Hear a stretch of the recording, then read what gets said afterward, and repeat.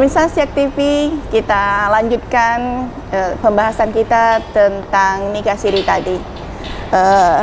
Pak, Ya, tadi sangat menarik sekali tentang pembahasan kita tentang nikah siri, apa itu nikah siri, kemudian apa hukum menurut agama dan hukum negara tentang nikah siri tadi sudah kita jelaskan dengan panjang dan lebar.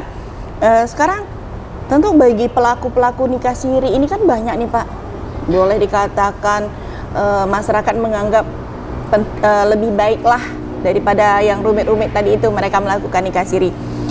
Kira-kira apa dampak dari pernikahan siri ini bagi pelaku nikah siri, yaitu istri dan anak-anak dari hasil pernikahan siri ini, Pak? Terima kasih Bu Epi. Tentu sebuah hukum, tentu ada sebuah solusi. Ada jalan keluar dari sebuah masalah yang terjadi, kan begitu kan? Ya. Islam itulah salah satu agama yang yang begitu luas pemahaman dan pemikirannya. Di saat satu sisi dikatakan nikah siri itu tidak sah, maka ada sebuah solusi dulu. Ada sebuah solusi yang ditawarkan oleh oleh agama dan oleh negara. Tetapi sebelum sampai kita kepada sebuah solusi persoalan, karena kita tadi sudah tegaskan nih Bu Epi, bahwa pernikahan siri itu adalah tidak sah, tentu dia mempunyai dampak. Kenapa kita mengatakan tidak sah? Pertama, berdasarkan ketentuan peraturan perundang-undangan dulu. Bahwasanya pernikahan itu hanya sah berdasarkan peraturan perundang-undangan. Dampak bagi pernikahan yang sah kan jelas. Mereka lebih tenang, lebih nyaman, lebih tidak ada menjadi problem, kan begitu kan, dalam kehidupan bermasyarakat. Tapi nikah siri ini kan dalam bahasa kita nikah yang tersembunyi, nikah yang sengaja disembunyikan, yang nikah yang tidak tercatat. Tentu punya dampak dia. Tentu punya akibat dia dari suatu perbuatan yang terjadi tadi. Maka pada pernikahan karena sudah kita tegaskan tidak sah, dampaknya apa? Ini kita bisa tengok nih. Pertama, bagi seorang perempuan, karena tujuan agama sebenarnya mengangkat harkat martabat seorang wanita, kan begitu kan? Dengan terjadinya pernikahan siri itu sama saja kita merendahkan harkat dan martabat seorang wanita. Kenapa dikatakan merendahkan?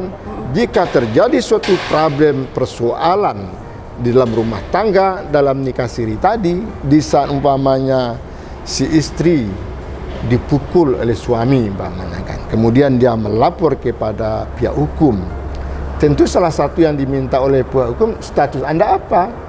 Oh, suami istri Pak. Kalau Anda status suami istri, mana buktinya Anda sebagai suami istri? Buku nikahnya kan, mana buku nikah Anda? Oh, tidak ada dong Pak, buku nikah kami tidak ada, kami menikah siri. Artinya secara hukum, maka antara laki-laki dan perempuan tadi dia tidak bisa membuktikan status dia. Tentu pihak hukum tidak berani untuk melanjutkan berdasarkan status hubungan rumah tangga tadi, karena tidak ada bukti. Artinya pihak hukum bisa jadi menolak laporan dari seorang wanita yang umpamanya dipukul oleh KDRT oleh suaminya, karena tidak ada dasar apa pihak hukum nak menggugat si laki-laki tadi, kan begitu kan? Itu salah satu salah satu dampak terhadap si istri, harkat martabatnya terhinakan jadinya, kan begitu kan? Yang kedua, tidak ada ketenangan batin antara seorang laki-laki dan si perempuan tadi. Seolah-olah mereka dikejar oleh sesuatu yang mereka juga tidak mengerti apa yang mengejar mereka, kan? Artinya ketentraman, kenyamanan mereka dalam berumah tangga juga tak terwujud. Tetapi yang paling penting kan begini Bu Epi, kalau dulu sebelum tahun 1974 terjadi pernikahan siri karena memang ketentuan dan aturan belum terwujud, sehingga mungkin banyaklah pelaku-pelaku nikah siri waktu itu kan. Tapi dengan lahirnya Undang-Undang Nomor 1 1974 dengan kompilasi tadi, apalagi kalau juga masih terjadi hari ini, itu yang dikatakan memang tidak sah lagi, tidak sah lagi karena dampak-dampaknya tadi. Belum terhadap dampak anak lagi. Terhadap istri aja dampak terhadap anak apa ada lagi dampaknya. Ini kan banyak kasus. Ini kan sudah banyak kasus terjadi ini, BP. petinggi negara kita dulu dia melakukan pernikahan siri sehingga si istri dia menuntut hak anak, tidak bisa kan begitu kan? Tak bisa karena tidak ada buktinya tadi kan begitu kan? Tidak ada bukti hubungan suami istri dari mereka tadi, tidak bisa, sehingga sampai melakukan upaya-upaya hukum yang luar biasa kan begitu kan? Jadi karena berdasarkan ketentuan-ketentuan nanti dampaknya yang begitu baik terhadap anak, baik terhadap si pelaku itu sendiri. Kalau kami laki-laki kan agak enak aja nih, dampaknya ya satu sisi tidak sah nih kan, tidak apa-apa, kami nikah lagi tempat lain kan begitu kan. Tapi yang si perempuan tadi, kasihan kita aja nih kan.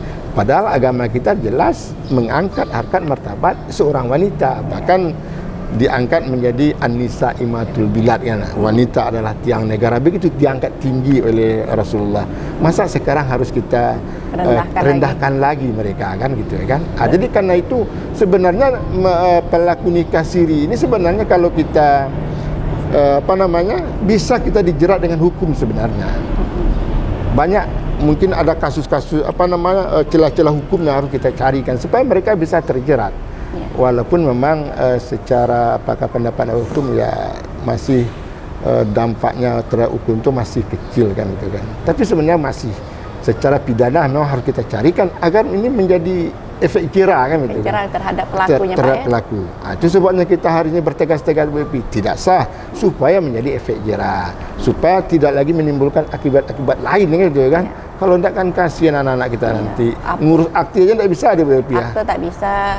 Yes, di saat pergi dia ke dinas kependudukan, Pak, bikin kakak tidak bisa. Apakah kita rela WP ini menjadi anak seorang ibu, bapaknya mana kan gitu kan? Ya, di akte kelahiran itu ditulis hanya anak seorang ibu. Iya. Jadi ayahnya tak ada. Ayah tak ada. Kan kalau begitu kan bagaimana laki-laki ini tanggung jawab dia sebagai seorang laki-laki tadi? Kan banyak dampak-dampak tadi Jadi berdasar dampak-dampak yang ternyata dampak-dampak itu menjurus kepada merendahkan harkat dan martabat manusia, maka itu kita harus menegaskan tidak sah pernikahan siri itu. Jadi dampak ini kita bisa lihat pertama merendahkan harkat martabat wanita dan merugikan hak-hak sebagai anak. Jadi yang udah terlanjur nih Pak, yang udah terlanjur. Betul. Dan di samping itu dampaknya seorang laki-laki juga tidak ada hak dia untuk ngasih nafkah. Oh iya kan Pak ya. Seorang kalau sudah nikah siri, ya tidak ada kewajiban seorang laki-laki untuk menafkahi dia. Secara hukum ya, tidak ada, karena tidak ada terikatan. Hak waris pun tak ada Pak ya. Hak waris pun tidak. Seandainya dia dalam pernikahan siri itu banyak harta yang dia dapatkan. Anak kemudian si suami umpama meninggal atau si istri itu yang meninggal umpamanya, harta untuk yang si istri tadi tidak ada. Kenapa? Karena tidak bisa dibuktikan. Anak tadi, status nasab anak juga masalah nih tak jelas. Kepada siapa nasabnya nanti kan gitu kan. Itu kan dampak yang luas tuh. Dampak yang luas. Jadi karena begitu dampak yang luas, sebagai pertanyaan tadi, apa solusi-solusi kan lagi? Apa jalan keluar dari persoalan-persoalan sudah terjadi? Maka itulah juga kearifan negara hadir Oh iya betul. Artinya pertama negara hadir dalam sebuah proses pernikahan sehingga proses pernikahan itu menjadi teratur, sehingga proses pernikahan itu menjadi lebih baik supaya haknya bisa terjaga. Maka bagi pelaku ini ada solusi-solusinya. Tapi sebenarnya solusi ini sebenarnya hanya untuk kita tegas hanya untuk pelaku nikah siri yang melakukan pernikahan di bawah tahun 1974. Itu sebenarnya. Itu sebenarnya. Tetapi karena kasus ini banyak, terus setiap tahun itu semakin banyak kan, maka Mahkamah Agung mengeluarkan surat edaran dengan kasus-kasus yang setiap. Apa solusinya? Mereka wajib mendaftarkan perkara mereka untuk melakukan isbat nikah di pengadilan. Isbat ya Pak isbat nikah. Isbat nikah itulah sebuah solusi agar memang, tetapi ini harus diingat juga di BP. Yang bisa diisbat nikahkan adalah suatu peristiwa nikah siri yang terjadi yang memang sesuai dengan ketentuan syarat dan rukun itu terpenuhi. Tetapi jika umpamanya jika dia suami orang Ya. Ini bermasalah, atau istri orang ini bermasalah nih, tidak bisa diisbat nikah kan. Iya betul. Ini kan kejadian sebenarnya begini. Kalau saat sekarang ini nikah siri ini terjadi, ini kan kasus-kasus orang-orang yang mungkin secara agama mereka sudah bercerai dengan suami atau istri mereka, mereka tidak berjumpa lagi, mereka sudah berpisah, mereka sudah pisah ranjang, bahkan kampung pun sudah berpisah mereka kan, tidak tahu lagi entah di mana kan, begitu kan. Kemudian datang contoh aja lah, kita dia dari rantau, dari kampung dia datang ke Siak umpamanya kan, udah berpisah lama dengan suami atau istri mereka, dapat jodoh di sini, mereka nak menikah. Sementara status mereka yang awal tidak jelas, atau belum jelas lah istilahnya, belum jelas status mereka. Kemudian mereka mau menikah di sini. Ini sebenarnya kejadian-kejadian yang hari ini terjadi, banyak terjadi yang terjadi seperti itu. Apalagi dengan kondisi sekarang juga, persyaratan usia pernikahan yang menikah itu kan ditingkatkan nih. Ya. Bagi kalau dulu 16 tahun bagi seorang wanita, sekarang udah 19 tahun. Tetapi dengan dampak pergaulan yang terjadi hari ini, kasus-kasus ini kan banyak nih. Nak pergi minta dispensasi pengadilan, mungkin pengadilan agak susah juga untuk mengeluarkan. Atau mungkin pengadilan tidak mau mengeluarkan, pamannya kan dengan berbagai alasan-alasan kan begitu kan. Tapi kalau alasannya menurut pengadilan bisa dikeluarkan dispensasinya, mereka keluarkan. Bagi yang seperti ini biasa orang tua ngambil solusi jalan keluar, dah nikah siri aja. Kalau udah punya anak nanti kita ulang lagi nikahnya kan begitu anak mereka. Tapi kalau udah kita ingatkan dari sekarang tidak sah, berarti mereka melakukan perzinaan. Jadi inilah kasus-kasus yang seperti ini, melakukan isbat nikah hanya bagi pelaku pernikahan siri tadi yang memenuhi syarat dan ketentuan.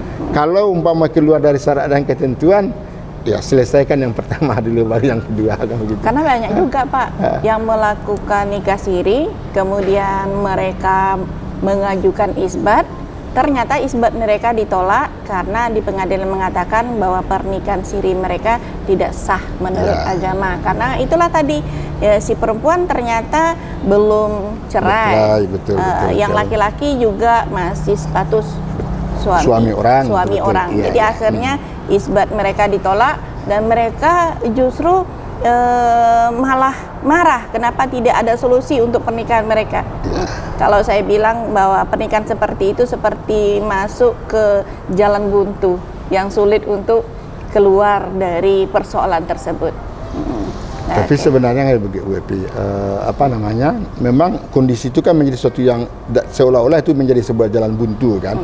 Tapi dalam rangka penyelamatan dari akibat-akibat yang terjadi pernikahan siri akan dicarikan sebuah solusi-solusi sebenarnya. Ada solusi. Kalau umpama isbat karena tidak terpenuhi umpama ketentuan isbat, maka jalannya tentu mereka harus menyelesaikan perkara mereka yang pertama dulu, baru masuk kepada perkara yang kedua. Tetapi tentu sesuai peraturan anak umpamanya dah keluar, dah selesai lah umpama dengan kisah yang pertama. Tapi mereka isbat menikah udah lama nih kan, isbatnya baru keluar kan bagaimana? Jadi anak ini kan menjadi sebuah persoalan. Maka ada solusi lain, diajukan kepada pengadilan, namanya keabsahan si anak tadi. Ini anak siapa? Pengadilan yang akan memutuskan nanti. Tapi kan ada sebuah solusi-solusi yang ditawarkan oleh negara sebenarnya. Artinya negara hadir terhadap sebuah persoalan hak-hak individu untuk manusia tadi, negara hadir dalam mengatur itu semua. Ya, kalau nggak salah namanya sidang asal-usul anak ya Pak ya? Iya, sidang asal-usul anak nanti. Jadi ada solusi-solusinya kan begitu kan. Isbat, kalau nggak bisa isbat, inilah asal-usul anak ini bagaimana pula nanti. Kita kasihan kan, kita tahu kita WP. Jangan-jangan anak yang nikah siri tadilah yang akan menjadi pemimpin kita masa nggak datang kan begitu kan. Tentu kan harus cari solusinya kan gitu kan. Solusinya apa? Sidang tentang asal-usul anak. Tentang asal-usul anak tentu kajiannya akan ada kajian tersendiri kan. Lebih mendalam lagi. Lebih mendalam lagi. Oke Pak. Iya, lebih. Pemirsa Siak TV dimanapun berada, sangat menarik cerita tentang nikah siri ini. Kenapa sampai terjadi nikah siri? Apa dampak nikah siri buat istri dan anak-anak, bagaimana hukum dari sebuah pernikahan siri, serta solusi-solusi yang diberikan negara untuk pelaku nikah siri. Ini sangat menarik, mudah-mudahan penyampaian hari ini bermanfaat. Pak Harman, Ya, terima betul. kasih atas ilmu yang bermanfaat pada hari ini. Sama-sama, Mudah-mudahan betul, ya. berkah dunia akhirat. Amin ya rabbal alamin. Pemirsa Siak TV, kita akhiri dulu permasalahan nikah siri. Mudah-mudahan kita diberi kesempatan untuk membahas masalah yang lebih banyak terjadi di dalam masyarakat. Mudah-mudahan berkah dan assalamualaikum warahmatullahi wabarakatuh.